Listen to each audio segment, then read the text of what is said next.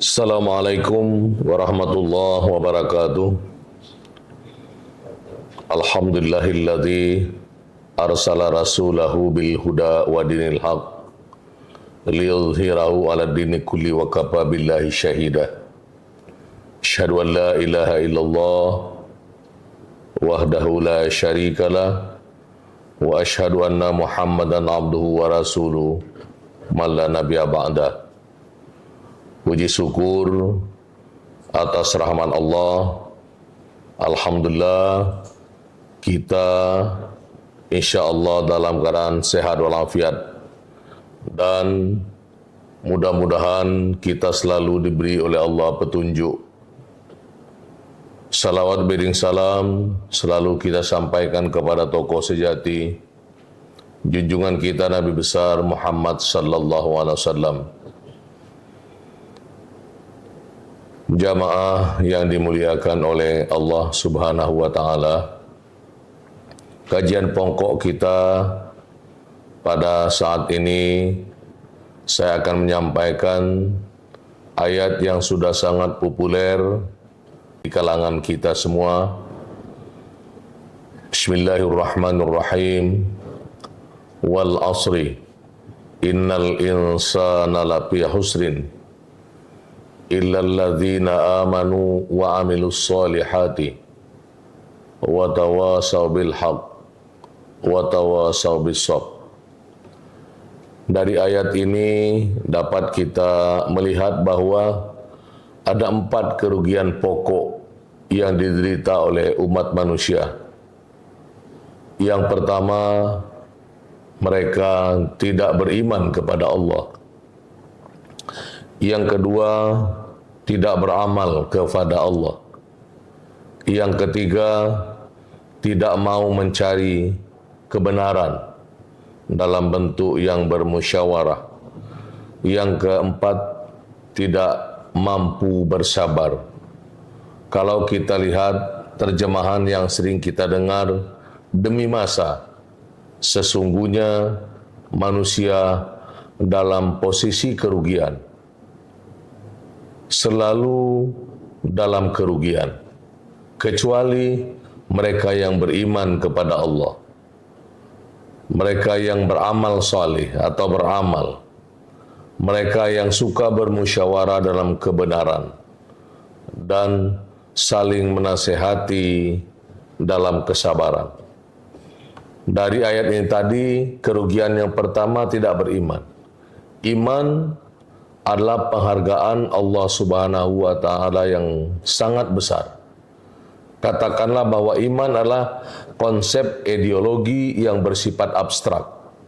Jadi yang sudah dititipkan oleh Allah kepada kita berupa iman, yang sejak kita umur 4 bulan 10 hari Allah menyampaikan kepada kita, alastu birabbikum? Qalu bala syahidna. Apakah kamu ingin mengatakan bahwa aku ini Tuhan kamu? Kita berkata, kita bersaksi bahwa Allah sebagai Tuhan kita.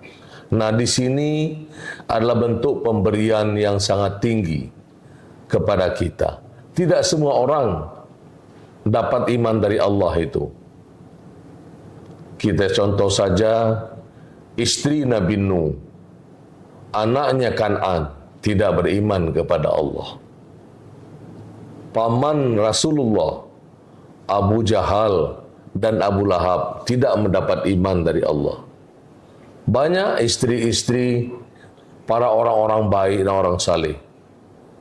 Istri Nabi Lut, ia juga tidak beriman kepada Allah. Dalam hadis dikatakan, tuba liman hudiyal Islam wa kana aisu kafafan wa qani'a. Berbahagialah kamu mendapat hidayah Islam dan cukup terhadap apa yang ada. Karena iman itu tadi konsep ideologi yang bersifat abstrak. Terapannya, iman itu harus tasdiqum bil qalbi, mantap di dalam hati. Bisa harus kita pupuk dengan zikir yang banyak, dengan tazkirah, dengan banyak ingat kepada Allah, Sudah tuh iman itu takriru bil lisan, harus diucapkan dengan lidah, harus asyhadu an la ilaha illallah wa asyhadu anna Muhammadar Rasulullah. Aku bersaksi bahwa tiada Tuhan yang kusembah selain Allah, dan aku bersaksi adalah Muhammad utusan Allah. Setelah kita bersaksi, ada semacam kekuatan yang lebih kuat lagi, yaitu muqtaranam bi fi'li, harus dilaksanakan dengan anggota tubuh.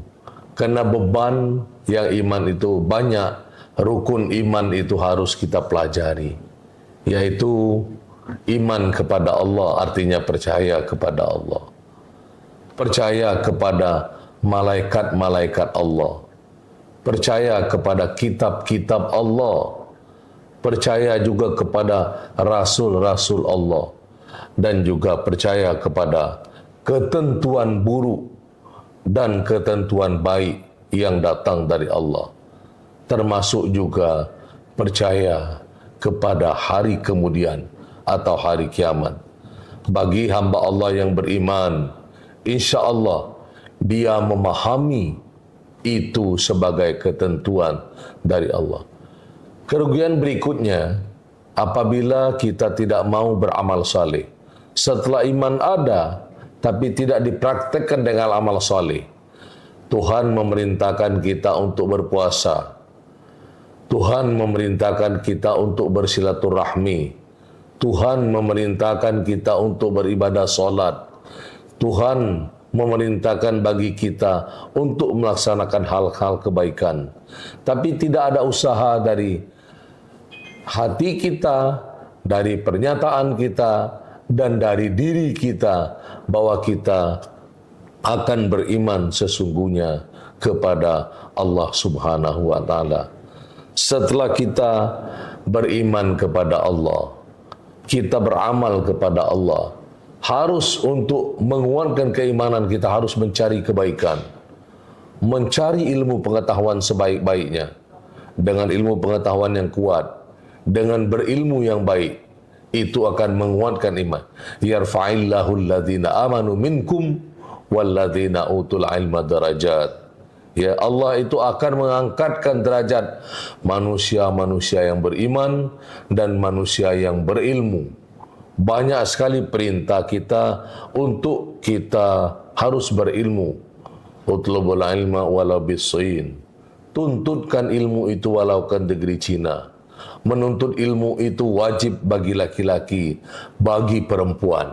Jadi dengan berilmu pengetahuan, iman yang kita miliki semakin berkembang, watak kita semakin baik, dan juga lingkungan kita semakin baik jikalau kita semakin berilmu. Setelah kita memiliki iman, memiliki amal, memiliki ilmu pengetahuan, harus proses berikutnya supaya baik, supaya bagus, supaya totalitas kita harus bersabar. Dalam proses kehidupan kita, kadangkala manusia itu punya cita-cita yang baik, punya harapan yang baik, punya semua persoalan yang baik. Tapi ketika kita belum diberikan oleh Allah suatu kebaikan yang lebih, kita harus bersabar. Kadangkala kita itu mulai dari nol, sama-sama satu sekolah, sama-sama pintar, sama-sama berusaha, sama-sama wisudanya serempak, tapi nasib yang diberikan oleh Allah itu tidak sama. Ada yang diberikan oleh Allah jabatan yang baik, ada diberi oleh Allah kekayaan yang baik, ada diberikan oleh Allah harta yang baik, ada diberi Allah kesehatan yang lebih baik. Tapi ada juga teman kita tidak begitu sehat, tidak begitu kaya, tidak begitu punya pengaruh. Nah, dalam sinilah bahwa kita butuh bersabar. Wa tawasau bis-sabr. Jadi kita harus bersabar betul dalam menempuh kehidupan. Kesimpulannya, ayat yang disampaikan oleh Allah itu membuat diri kita semakin sempurna, membuat diri kita semakin baik, membuat diri kita semakin indah, dan membuat diri kita semakin mau berkompetisi di hadapan Allah Subhanahu wa taala dengan memiliki iman yang baik, amal yang baik, ilmu pengetahuan yang baik, kesabaran yang prima. Mudah-mudahan kita selalu diberi bimbingan dan petunjuk dari Allah Subhanahu wa taala. Mudah-mudahan hikmah dan ceramah singkat kita pada saat ini selalu mendapat keberkahan dari Allah Subhanahu wa taala, dan kita selalu mendapat bimbingan dan rahmat dari Allah Subhanahu wa taala. Lebih kurang mohon dimaafkan. InsyaAllah kita selalu mendapat petunjuk dan keberkahan. Wallahul muwaffiq ila aqwamit thariq. Wassalamualaikum warahmatullahi wabarakatuh.